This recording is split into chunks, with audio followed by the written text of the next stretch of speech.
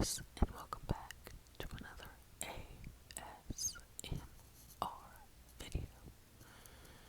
I know it's been a while since I've uploaded, but honestly, I've never really been consistent on this channel, but that's something I plan to try to get better at.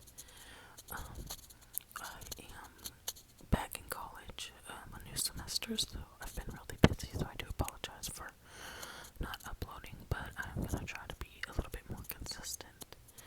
I know I've said that multiple times, but hopefully this time is the time that, it actually happens. So, I do want to preface this video by saying, like I said, I'm in college, so that does mean I'm on a college campus, and I have roommates, and so I have no idea what they're doing or what they're gonna do, so it might be a little noisy at some times if they make any noise. Also, it's an apartment and there's people above me and they make a lot of noise, so I apologize if you can hear that. And also there's they like to rev cars really loud outside at random times for no reason at all. So if you hear that too, I apologize. I tried to find a good time where it's like most people should be asleep and whatnot, right? We'll see. So I'm gonna try my hardest to cut out any noise so that you guys can enjoy this video. So in this video we're gonna be reading The Bad Boys Girl. This is chapter 3. So let's get started. Chapter 3, Death by Spearmint. I'd revolutionize the world of crime.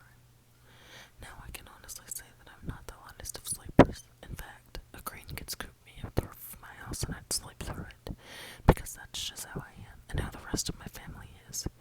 We all cherish sleep a lot more than regular people, and my brother took this love for it the extra mile, since all he ever does is sleep. Well, get hopelessly drunk and then sleep. Now this hereditary love of sleep would explain the amount of hatred I would harbor for any person who wakes me up before I absolutely have to. Anyone and everyone who knows me well enough, which is sadly restricted to my family and my two best friends, knows better than to mess with my sleep. You can bully me all you want, you can call me all the names in the world, and you can also so cruelly snatch the love of my life away from me. But you just cannot wake me up when I don't want to be woken up. Sadly, one person didn't get the memo, which might probably be the reason I wake up the next morning sneezing like a nerdy kid with some pollen allergies during springtime. Wait, I am the nerdy kid with the pollen allergies. However, the reason I was on the verge of sneezing my insides out wasn't because sunflowers had magically bloomed inside my room during the course of night. No, the real reason was that the reincarnation of Hannibal Lecter, better known as Coldstone, had stuck a feather up my nose and was tickling me with it. A feather. By the time I finished wiping the snot from my nose, he doubled over laughing manically. I growled and threw my pillow cushion at him, but seeing how it was covered in fluff, it was hardly going to do any damage. You imbecile! I had lunged for him as he managed to pick himself up just in time, because I missed him and landed rather ungracefully on the hardwood floor of my room. Suffice to say, my morning had been ruined just so that Goldstone could amuse himself. Now we're sat somewhat awkwardly at the breakfast table, and my parents are pretending to be so completely unlike themselves that the little display is starting to make my head hurt. My mom passes my dad his coffee, and he graciously accepts it, offering her a kiss on the cheek in return. They laugh as they talk to each other and hold hands at the table as they reminisce about the good times. I want to gag, but I cannot possibly ruin their Oscar-worthy performance, now can I? All of this is done for the benefit of the person sitting next to me, who is currently devouring the plate of scrambled eggs and French toast my mother had so lovingly prepared for him. She never cooks, like, ever. I knew she was a terrific cook from experience, but somewhere down the line she stopped being the mom whom I would find in the kitchen baking her to die for lemon meringue pie for my brother and I. She used to make dinner every night, and it would always be something exotic and absolutely delicious, since she loved trying out new things. But it had been a really long time since she cooked for us, and I blamed it all on the antidepressants she started taking. I couldn't help but feel jealous as I realized my mom could cook for Cole and not me. It was stupid, really, but it did hurt knowing that I wasn't important enough for her. All All my resentment now seemed to be directed towards Cole, who seems to be oblivious to all the tension surrounding him and is plunging through his food like a tractor on crack. So, Cole, what are your plans for college? My dad never asked me about my plans. He doesn't even know what classes I'm taking for senior year, or that I'm a straight-A student. I sigh internally and try not to drown in self-pity. It makes sense that they're sucking up to him. He is, after all, the sheriff's son, and the sheriff is a very important man in the world of small-town politics. Cole stops checking down his food and disarms my parents with a charming smile. I haven't actually planned anything. I might not even go to college this year, you know. Go backpacking through Europe and stuff. I snort in disbelief. Backpacking through Europe. Only people who are about to repeat their senior year use that excuse. My father gives me an admonishing look, and I realize he's warning me to back off. I pout like a stubborn child, crossing my arms over my chest and match his stare. I've told him before that I will not under any circumstances suck up to Cole Stone. There's nothing on the planet that could make me be nice to the one guy who's taken it upon himself to make my every waking hour of my life difficult. If he thinks I'm going to become his best buddy, then he is obviously delusional. Tess, sweetie, about that car you wanted for your birthday. He trails off on purpose, no doubt, but his words have the desired effect. I freeze, my fork stopping halfway in the air as my father smirks at me from across the table. Oh, he did not just go there. All year long I'd been saving up for the most beautiful Range Rover Sport. However, in the end of my savings have been somewhat meager, and my father stepped in to stop me from sinking into depression. He promised me that I could have the car for my birthday since money wasn't an issue, and I'd been floating on cloud nine, dreaming of me in my car cruising down the highway, with the wind blowing in my car and Maroon 5 blasting from the radio. However, as soon as the words left his mouth, the image shattered into thousands of bite-sized pieces because I knew where this was going. What about my car? I asked carefully as his smirk widens. I was thinking, maybe we'd get it next year. You can have Travis's old one this year since you're still a little shaky with the parking. Oh no, he didn't. I could park better than he could, and he admitted it to my face. I knew what he's doing. He's blackmailing me into being Cole's lapdog and threatening me with the one thing he knows I could never live without. I just really needed that car. Nothing is more embarrassing than being a senior whose father drives him to school and then picks him up at the end of the day too. I gulp as I realize the predicament I'm in, and the only option I have left is to surrender my pride and take this punishment with a pinch of salt. One day I would get back at him for this. Don't worry, Daddy. I'll work on my parking. I smile until my cheeks ache, but the message had been delivered. Who decoded my words? When decoded, my words meant this. You win, Father. I will treat Cole like he's the Pope from now on and worship the ground he walks on. Wonderful, dear, he replies cheerfully and turns back to his breakfast. Slow it down, I shout as I clutch my seatbelt so tightly that my knuckles turn right. What's the fun in that, Tessie? Cole grins wickedly, and I squeeze my eyes shut as he takes a nasty turn around a bend in the road, the tires screeching in protest. Your father's the sheriff. He'll kill you if he finds you speeding.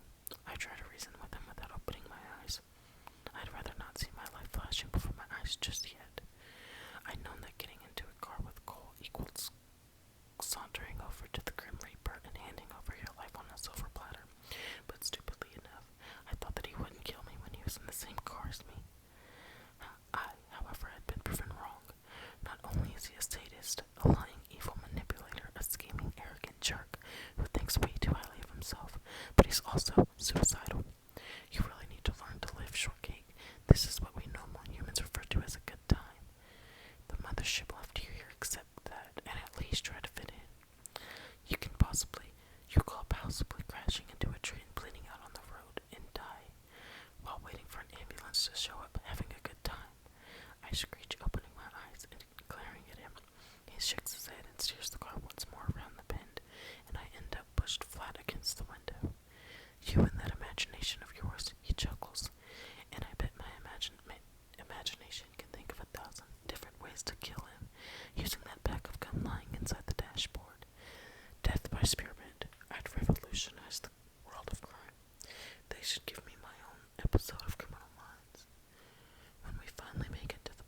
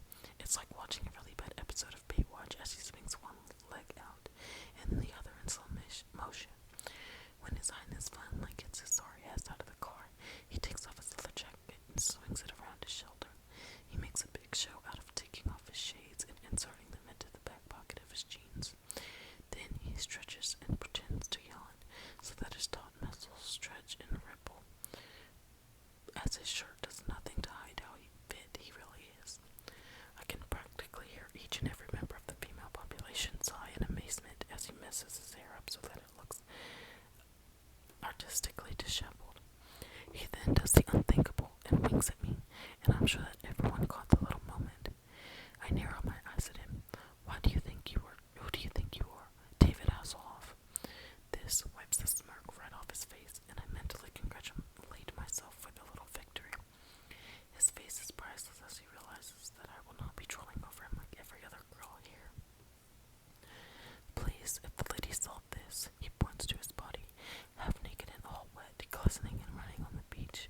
The nation's female population would considerably go down, he says cockily, and I nod in agreement, surprising him. You're right, they'd actually claw out their own eyes, kneel over, and die out of revulsion.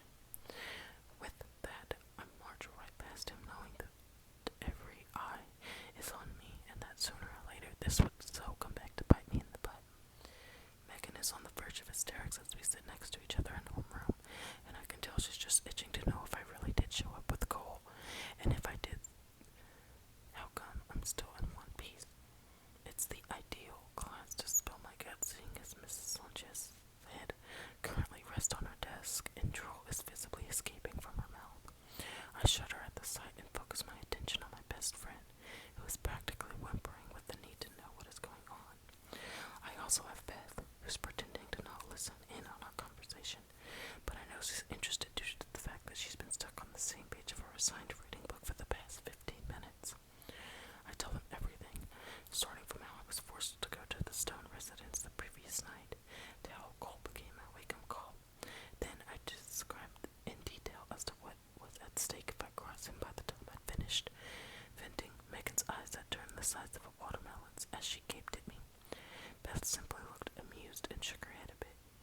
That's just how she is. I really don't take her lack of concern for my well-being personally. So you're basically doomed, Megan declares, and I slump in my seat, hitting my head against my desk repeatedly. There, Megan pats my head sympathetically, and I glare at her. I don't see what the problem is. Beth's grateful voice interrupts the silence for the first time, and I squint my eyes in disbelief. She doesn't seem to think I have a problem, as listening to all those Led Zeppelin albums finally damaged her brain. She rolls her eyes as Megan and I give her incredulous looks. Look, the way I see it, it's a win-win situation for you. Now that he's taken the role of residential bully, Nicole won't come near you, and Jay will realize that there are other guys who are interested. He might actually grow a backbone and be the friend you've always wanted him to be. I splutter in disbelief as I try to make sense of her logic. The words guys and interested stand out and seem so alien, especially when applied to me, that I think that my friend's gone for a ride on the cray-cray train. Beth, which part of him being Hannibal Lecter did you not get? I got it all, trust me, but what I got the most was that this guy likes you, and he shows it the best way he can, which is by picking on you. It's a classic boy maneuver. She states like she's discussing the stock market, and Megan and I exchange looks, both thinking the same thing. Saint Beth isn't with us today. Yes, it's a classic boy maneuver for when you're in kindergarten. If there's even the smallest possibility that he likes me, he wouldn't torture me like he does. I explain patiently, like I'm talking to a child with learning problems. Think what you want. I know, I can't convince you otherwise. She shrugs, but adds, I just think that him being here isn't necessarily a bad thing. She, however, couldn't have been more wrong. As the day passes on, I realize that people are looking at me with more interest than ever. The last time I was as popular was when I'd been Nicole's fat sidekick. These people had pushed and prodded until she dumped me, so it wasn't a surprise if I seemed a little afraid of what they were up to today. I stand outside the door of my economics class, one which I share with Jay and Nicole, and one which I dread attending ever since the start of school. It's like Nicole purposely rubs in the fact that she's dating Jay, and I can't even get him to smile at me without him worrying about what his girlfriend would think. She does what she can to make it the worst 50 minutes of the day, and I do what I can to not let my heart be shredded into bits and pieces each time I see them, discreetly or not so discreetly touching each other. I walk in about 2 minutes early, and the happy couple is already seated at their joint table. We have a partner system in this class since we get a lot of assignments to be completed in pairs. It is self-explanatory that I sit alone, as Nicole has threatened anyone from changing my social status outcast. My status as social outcast. I try not looking at them as I walk past them to take my seat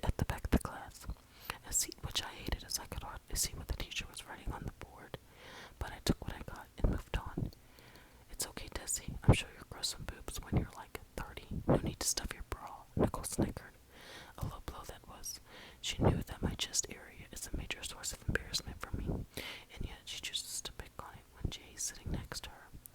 He must be comparing her curvaceous and voluptuous girlfriend to flat-chested me and thinking how he got the better end of the deal. Or she could get a boob job like you, but she's not that desperate. For a second, my heart soars as I stop halfway and think that Jay is finally defending me, and that he's seen how rotten his girlfriend is on the inside, and that he's going to kiss me right in front of her, telling me that I have always been the one for him. I snap my head back so fast that I almost pull a muscle, but to my utter disappointment, Jay sits in his seat squirming, and another person has joined in on this discussion about my chest. Fantastic. Cole leans over Nicole and Jay's desk, and I can see he's testing if Nicole has the guts to talk back to him. See, when Cole was still here, Nicole wasn't much of a queen bee, or even a worker bee, in fact. She was happy being the outcast bee with me. That's not even the best part. Nicole also had the biggest crush on Cole, seeing as how she's obsessed with bad boys, and Cole was the epitome of one. I recall all the times we squealed over the Stone Brothers and imagined our joint wedding, after which we end up being sisters, though I did point out that our future husband might not let me live to actually wed. Obviously, things didn't work out. Now it's priceless seeing her face drop as Cole has so blatantly insulted her. Her mouth flops open and shut like a fish's as she struggles to come up with the biting remarks she'd used on me all these years. It's nice to see her be the being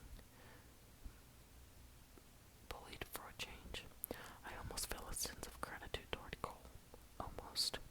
Back off, man. Jay comes to the defense of his girlfriend a little too late, but it still hurts to know that he's got her back, and not mine. Then tell your girlfriend to stop being a bitch, he says smoothly, and I swear I see Nicole's face reddening in embarrassment. Cole, Jay says warningly, his hands balling up into fists and his jaw clenching. JJ, he retorts, clearly enjoying the whole ordeal. Before either of them can go any further, the bell rings and the teacher, a balding Mr. Spruce, walks in clutching his briefcase. Everyone settles into their seats, including me, and imagine my surprise when the chair next to me gets pulled up for the first time ever, and Nicole Stone, of all people, sits down next to me. He makes nothing of it as I openly stare at him. You can't sit here, I exclaim, yet try to keep my voice down as Mr. Spruce starts taking the roll call. If it won't kill me or endanger my sex drive in any way, then of course I can. I wrinkle my nose at his indecency, and he chuckles at my discomfort. No, you seriously can't. No one sits here. Do you have some sort of contagious disease? No, I say, looking around and making sure that no one's listening in on our conversation, especially not the people sitting 2 tables in front of us. Do you have a footsie fetish? Ew, no. Do you plan on using whatever information you can get from me in this class, sending it to ninjas and having them kick my ass when I least expect? I almost laughed at this one, but hold it in and shake my head. Then I can totally sit here. You end up at the bottom of the proverbial food chain then. Your call, I say dryly, flipping my textbook open and turning to the next chapter we were currently studying. I can feel Cole's gaze burning the side of my head, but I cannot look him in the eyes just yet. I might have said the words with nonchalance, but it did sort of suck that just by association with me, a person would be labeled loser for eternity. My best friends are already subjected to that torture at the hands of Nicole's minions, and it hurt knowing that it was because of me. Don't let her get to you, Desi, he says softly, so softly that I cannot believe the words have come out of his mouth. It goes against his very nature to be nice to me, so to say that I'm surprised is an understatement, since when does Cole Stone behave like an actual human being around me? It's not exactly easy to do that, I say, avoiding eye contact, but I hear him sigh and drop his head on the table. You let her walk all over you, but that's got to stop. He sounds determined, and I whirl my head around to look at him. There's genuine concern in his eyes, and my mind involuntarily goes back to what Beth said earlier this morning. Did Cole Stone like me? Even thinking about it is absurd to me, and I shake the thoughts out of my head. Why do you care? I ask, and he shrugs before flashing me his devil may-care smile. Let's just say I don't like sharing. You're my Desi, and only I get to make you miserable. Besides, it's not like the bishop's any match for me, and you deserve the best there is. I roll my eyes, then realize that he could never be serious for longer than a nanosecond. personalized pool.